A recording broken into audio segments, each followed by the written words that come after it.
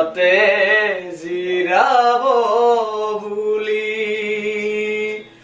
গুৰু শ্ৰীমন্ত শংকৰ গুৰু সৰ্বগুণা স্কেলটো অলপ উঠি গৈছে। হে ৰাম ৰাম বন্দালে নামৰে পুখুৰী মাধৱে বন্দালে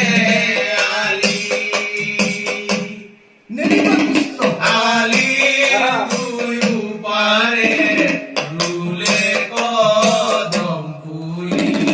ভকতে জিৰাব বুলি